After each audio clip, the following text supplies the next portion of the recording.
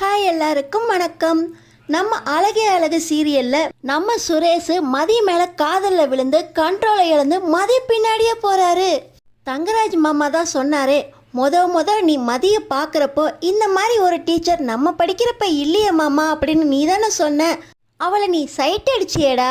ஒருவேளை இந்த பிரச்சனை உனக்கும் மதிக்கும் வராமல் இருந்திருந்தா நீ அவளை லவ் பண்ணியிருப்பியா என்னவோ அப்படின்னு தங்கராஜ் சொன்னது சுரேஷுக்கு ஞாபகம் வருது. மாமா நீங்கள் சொன்னது பழிக்க போதும் மாமா, எனக்கு அழகு மதியை ரொம்ப பிடிச்சிருக்கு அப்படின்னு மனசுக்குள்ளேயே சுரேஷ் மதிக்காக ஏங்க ஆரம்பிக்கிறாரு. நம்ம சுரேஷுக்கு மதி மேலே காதல் வர்ற அளவுக்கு தீம் பார்க்கில் என்ன நடந்துச்சு வாங்க பார்க்கலாம். ஸோ பார்த்தீங்கன்னா எல்லாருமே தீம் பார்க்கில் போய் இறங்கிட்டாங்க.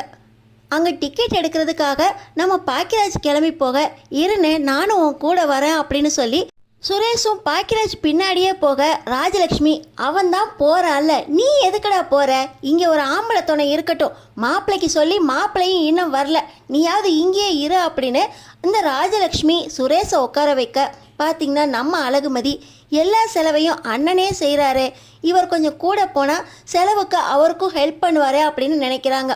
ஆனால் சுரேஷ் மா அண்ணன் தான் எல்லாத்தையும் பார்த்துக்கிட்டு இருக்குல்ல, நான் கொஞ்சம் கூட போனால் ஒத்தாசையாக இருக்குமா, இருமா வந்துடுறேன், அதான் இத்தனை பேர் இருக்கீங்களே அப்படின்னு சொல்லி அண்ணன் கூடையே போய் டிக்கெட் எடுக்கிறதுக்கு பாதி செலவை சுரேஷ் ஏற்றுக்கிறாரு. இதையெல்லாம் நம்ம அழகுமதி பார்த்துக்கிட்டே இருக்காங்க.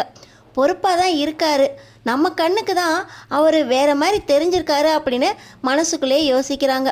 இப்போ பார்த்தீங்கன்னா அங்கே இருக்கிற ராட்டினத்தை பார்த்த உடனே அந்த ராட்டினத்தில் ஏறலாமா அப்படின்னு நம்ம மலர் ஆசைப்படுறாங்க. இதை பார்த்த உடனே ராஜலக்ஷ்மிக்கு கோபம் வந்துடுது. பிள்ளையெல்லாம் பெத்தாச்சு, கல்யாணம் ஆகி 6 வருஷம் ஆயிடுச்சு, இன்னும் ராட்டினம் சுற்றுறக்கு ஆசைப்படுற. ராகவி பாரு, அவளை கூட்டிகிட்டு போய் ஏதாவது சின்ன ராட்டினத்தில் ஏற்றி விட்டு பத்திரமா பார்த்துக்கிற வழியை பாரு அப்படின்னு இந்த ராஜலக்ஷ்மி சொல்ல, இப்போ நம்ம அழகுமதி அக்கா நான் ராகவியை பார்த்துக்கிறேன்க்கா, உங்களுக்கு இந்த ராட்டினத்தில் தானே ஏறணும், நீங்கள் போய் ஏறுங்க அப்படின்னு சொல்கிறாங்க. ஆனால் நம்ம அழகு மலருக்கு முகம்லாம் ராஜலக்ஷ்மி சொன்னோடனே வாடி போயிடுது. இல்லை மதி நீ போய் ஏறு, நான் ராகவியை பார்த்து ஏதாவது சின்ன ராட்டினத்தில் ஏற்றி விட்டு பார்த்துக்கிறேன் அப்படின்னு நம்ம மலர் சோகமாக சொல்ல, இப்போ சுரேஷ் பார்த்திங்கன்னா இருக்கட்டும் நீ நீங்கள் வாங்க, எப்படி இருந்தாலும் அப்பாவும் அம்மாவும் இந்த பெரிய ராட்டினத்தில் ஏற மாட்டாங்க, கொஞ்ச நேரம் ராகவியை அப்பா பார்த்துக்கிட்டோம், என்னப்பா சர்த்தானே, கொஞ்ச நேரம் ராகவி உங்கள் கூட இருக்கட்டும், நாங்கள் எல்லாம் போய் இந்த பெரிய ராட்டினத்தில் ஏறிட்டு வரோம், நீங்கள் அங்கே நிழல் இருக்கு பாருங்க, அங்கே போய் உக்காருங்கப்பா, அம்மா கூட கால் வலிக்குதுன்னு சொன்னாங்கல்ல அப்படின்னு அம்மாவையும் அப்பாவையும் சமாளித்து ராகவியை அவங்கள்ட்ட விட்டுட்டு சுரேஷ் மலரையும் ஏற்றி விடுறாங்க. அண்ணி மேலே இருக்க பாசத்தை பார்த்தோன்னே நம்ம மதிக்கு சுரேஷ் மேலே ஒரு அபிப்பிராயம் வருது. இப்போ பார்த்தீங்கன்னா எல்லாருமே ஜோடி ஜோடியாக ஏறுறாங்க. அந்த நேரத்தில் மீனாவோட வீட்டுக்காரர் செந்திலும் வர, ஓஹோ இங்கே கரெக்டாக சாதுரியமாக உங்கள் வீட்டுக்காரை வர வச்சிட்டிங்களா அப்படின்னு கிண்டல் அடிச்சுட்டு ஜோடியாக ஏறப்போக நம்ம அழகுமதி பக்கத்தில் சுரேஷ் வந்து உட்கார்றாரு. ஆனால் நம்ம அழகுமதி நீங்கள் ஏறுங்க நான் ராகவியை பார்த்துக்கிறேன் அப்படின்னு தழுவ பார்க்குறாங்க. இதை பார்த்த உடனே உனக்கு உயரம்னா பயமோ, ஏன் இறங்க பார்க்குற அப்படின்னு சுரேஷ் கேட்குறாரு. அப்படிலாம் ஒன்றும் இல்லையே அப்படின்னு நம்ம மதி சமாளிச்சுக்கிட்டு பயத்தை கட்டுப்படுத்திக்கிட்டு உட்காந்துருக்காங்க. ராட்டினம் சுற்ற ஆரம்பிக்குது. இவளுக்கு என்னத்தில் பயம் இருக்க போகுது அப்படின்னு சுரேஷ் அந்த பக்கமாக திரும்பி ராட்டினத்தை வேடிக்கை பார்த்துக்கிட்டு இருக்கும்போது நம்ம அழகுமதி உயரத்தை பார்த்து பயந்து அப்படியே சுரேஷோட கையை இறுக்கி பிடிச்சிக்கிறாங்க. நம்ம சுரேஷுக்கு அழகுமதியோட கை பட்ட உடனே அப்படியே பூவெல்லாம் பூக்க ஆரம்பிச்சிருது. நம்ம அழகுமதி முதல் முறையாக தொட்டிருக்காங்க, பாசத்தோடு தொட்டிருக்காங்க. பயம் இருந்தால் கூட அவருக்கு அந்த பொண்ணு தொட்ட உடனே மனசுக்குள்ளே பூ பூக்க ஆரம்பிச்சிருது. இப்போ அந்த ராட்டினம் எவ்வளோ நேரம் வேணால் சுற்றட்டுமே அப்படின்னு யோசிச்சுக்கிட்டு இருக்கும்போது அந்த ராட்டினம் ரவுண்டு முடிஞ்சு போயிடுது. நம்ம அழகுமதி சுரேஷோட கையை பிடிச்சிருக்கிறத இப்போ தான் கவனிக்கிறாங்க.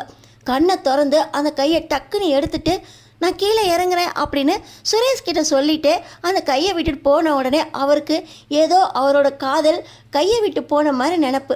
இன்னொரு ரவுண்டு போகலாமா அழகுமதி அப்படின்னு சுரேஷ் கேட்க நம்ம அழகுமதி ஏறிட்டு பார்க்குறாங்க. நம்ம அழகுமதி ஏற்கனவே பயந்து போய் இருக்காங்க, இதில் இன்னொரு ரவுண்டா அப்படின்னு அவங்க போயிடுறாங்க.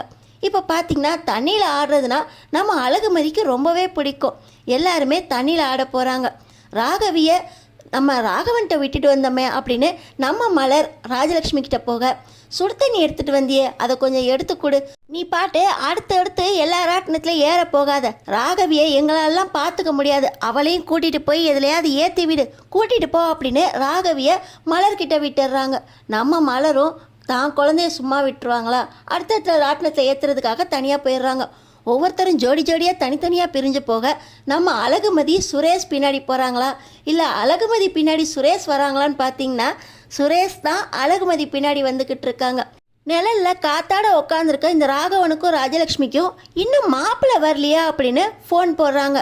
தங்கராஜுக்கு ஃபோனை போட்டால், மாமா இங்கே ஒரு பஞ்சாயத்து இருக்குது மாமா, என்னால் தீம் பார்க் வர முடியாது அப்படின்னு சொல்ல, மாப்பிள்ளை உங்களுக்காக தான் நாங்கள் வந்திருக்கோம், நீங்கள் வர முடியாதுன்னு சொல்லக்கூடாது மாப்பிள்ளை, வந்துருங்க அப்படின்னு சொல்கிறாங்க. மாமா அத்தை கூப்பிட்டுட்டா வேற பேச்சு எது? இவரும் ரேவதி கிட்ட ஃபோன் போட்டு, ரேவதி கிளம்பிடு, தீம் பார்க்குக்கு மாமா கூப்பிட்டாரு, போக முடியாதுன்னு என்னால் சொல்ல முடியல, அதனால் போயிட்டு வந்துடுவோம் அப்படின்னு ரேவதியை கூப்பிட போக, ரேவதி தான் ரொம்ப கலங்கி போய் உட்காந்துருந்தாங்க. இப்போ தீம் பார்க்கு போகலாம் அப்படின்னு சொன்ன உடனே, நீங்கள் மனசை மாற்றி மாற்றி பேசுவீங்களா அப்படின்னு பேச போக, தங்கராஜ் மறுபடியும், இப்போ நீ வரியா வரலையா, மாமா கூப்பிட்ருக்காரு, நான் கிளம்புறேன், பசங்களை கூட்டிகிட்டு நான் போட்டா அப்படின்னு கேட்க, நான் சொன்னதுக்கு என்கிட்ட சண்டைக்கு வந்தீங்க, இப்போ நீங்கள் பசங்களை கூட்டிகிட்டு போகலாமா அப்படின்னு அங்கே ஒரு வாக்குவாதம் நடக்க, இப்போ தங்கராஜ் கிளம்பி போக ரேவதியும் தன்னோட பசங்களை கூட்டிகிட்டு பின்னாடியே போயிடுறாங்க. கொஞ்ச நேரத்துலையே தங்கராஜும் ரேவதியும் வர ராகவனுக்கு அப்படியே மனசெல்லாம் பொங்கி போயிடுது.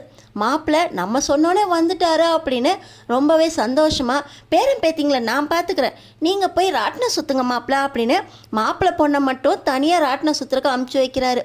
இப்போ மட்டும் பேரன் பேத்தியை இவர் பார்த்துக்குவாராம். தரணியும் இளவரசியும் வந்த உடனே நம்ம மலர்கிட்ட இருந்து ராகவி, நான் போய் தரணி இளவரசி கூட விளையாடுறேம்மா அப்படின்னு வந்துடுறாங்க. நம்ம மலருக்கு இவங்க கிட்ட விட்டால் ஏற்கனவே என்னை கூட்டிகிட்டு போன்னு சொன்னாங்க, இப்போ மட்டும் நம்ம ராகவியை ஏற்றுக்குவாங்களா அப்படின்னு ஒரு தயக்கம். பார்த்திங்கன்னா இந்த ராகவனும் ராஜலக்ஷ்மியும் மாப்பிள்ளை முன்னாடி, நான் தான் ராகவியை விட்டுட்டு போன்னு சொன்னேன்ல, நீ தான் கூட்டிகிட்டு போன, கொஞ்ச நேரம் ராகவி தரணி இளவரசி கூட விளையாடட்டும், நீ போ அப்படின்னு சொல்லி அமுச்சு வச்சிடுறாங்க. ரொம்ப நல்ல மனசு தான் அப்படின்னு விட்டா போதும் அப்படின்னு நம்ம மலர் பாக்கியராஜ் கூட கிளம்பிடுறாங்க. இப்போயாவது என் கூட வரணும்னு உனக்கு தோணுச்சே, நம்ம 2 பேரும் தீம் பார்க்கில் என்ஜாய் பண்ணலாம் வா அப்படின்னு ரேவதி கையை பிடிச்சிக்கிட்டு தங்கராஜ் அவரோட ரொமான்டிக்காக ஆரம்பிச்சிட்டாரு. இப்போ பார்த்திங்கன்னா நம்ம அழகுமதியும் சுரேஷும் ஒன்றா வாட்டரில் குளிச்சுக்கிட்டு இருக்காங்க. இது என்ன புதுக்கதையாக இருக்குது, பிடிக்கவே பிடிக்காது, அவ கூட எனக்கு ஒத்தே வராதுன்னு சொல்லிட்டு அவ கூட சேர்ந்து தண்ணியில் ஆடிக்கிட்டு இருக்கான் அப்படின்னு தங்கராஜுக்கு ஒரு பக்கம் பொறாமையாக இருக்குது. இந்த வாட்டர் ரைடில் நம்ம அழகுமதி கால் வழுக்க போக சுரேஷ் பார்த்திங்கன்னா அழகுமதியை பிடிச்சிடுறாங்க. நம்ம அழகுமதிக்கு மனசுக்குள்ளே ஒரு வெக்கம் வந்துடுது. டக்குன்னு கையெடுத்து அவங்களும் கொஞ்சம் சுதாரிச்சுக்கிறாங்க. நம்ம சுரேஷுக்கு அழகுமதியை தொட்டதில் அவருக்கும் வெக்கம் வந்துடுது.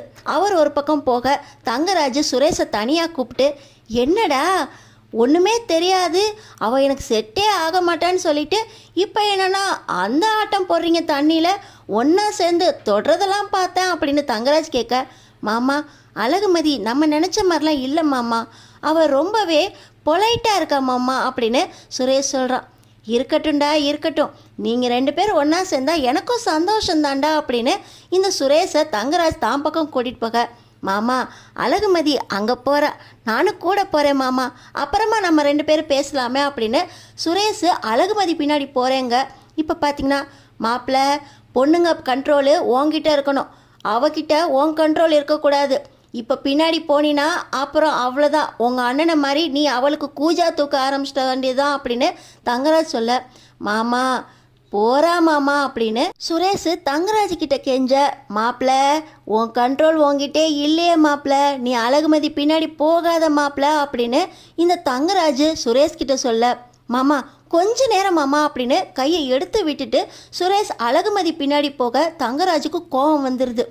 இருக்கட்டும்டா, தீம் பார்க் வந்து அவளை உன் கைக்குள்ளே கொண்டு வந்துட்டாளா, டே சுரேஷ் எப்படி இருந்தாலும் நாளைக்கு நீ என்னை தேடி வருவ, அப்போ நான் உன்னை பார்த்துக்கிறேன்டா, இந்த அழகுமதி பின்னாடி நீ போறியா இல்லை அவள் ஓன் பின்னாடி வராளான்னு நான் உனக்கு சொல்லித்தரேன்டா அப்படின்னு இந்த தங்கராஜ் அழகுமதிக்கும் சுரேஷுக்கும் தடுப்பு எழுப்புறதுக்கு பார்க்குறாரு. தங்கராஜோட திட்டம் பலிக்குமா இல்லை நம்ம அழகுமதியோட வலையில் சுரேஷ் விழ போகிறாரா, அடுத்தடுத்து என்ன நடக்க போகுதுன்னு தெரிஞ்சுக்கிறதுக்கு நம்ம சேனலை சப்ஸ்கிரைப் பண்ணி தொடர்ந்து பாருங்க.